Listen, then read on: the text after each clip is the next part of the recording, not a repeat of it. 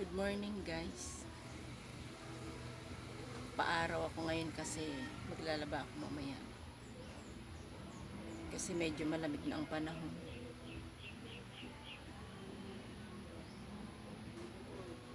Pag di ka nagpaaraw, mananakit ang buto mo. Siyempre ganun talaga pag bumabata. Alam nyo na.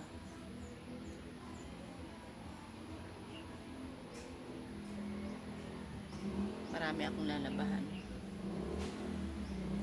Mamaya ako maglaba pagkatapos ko mag-almusal. Di pa ako nag-almusal eh.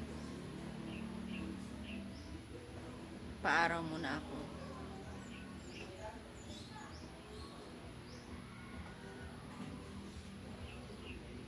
Masarap din kasi sa katawan yung nagpapaaraw ka. Kasi ano rin yan, vitamin D.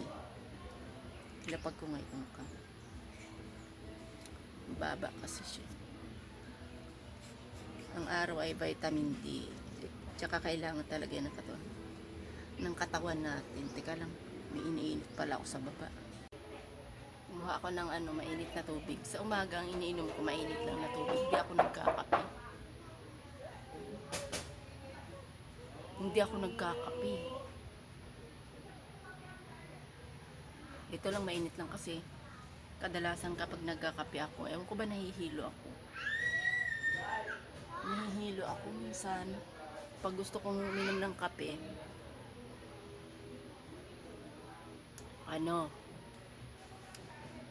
minsan lang yon hinahaluan ko ng gatas. Kunting gatas lang. Kasi pag yung halimbawa yung isang pack na ganyan ng gatas, pag inubos ko yun sa isang tasa, masama din ang dating.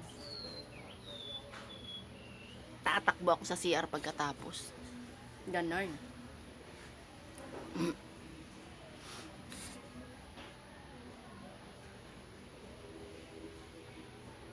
So ayun na nga, sikat niya naghiwalay na. Charot.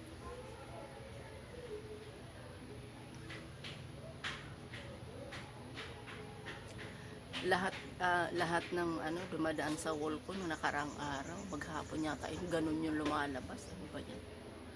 Di pa sila nakamove on. Nabanggit ko lang kasi yan ang latest. Alam niyo naman ang latest, yan ang patok.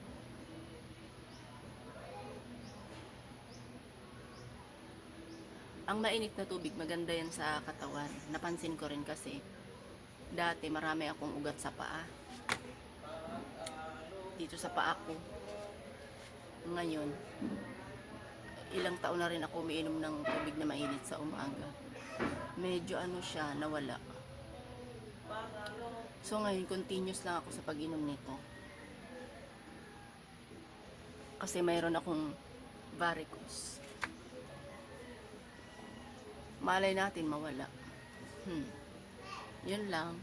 Thank you and mag-ingat po tayong lahat. Magandang umaga.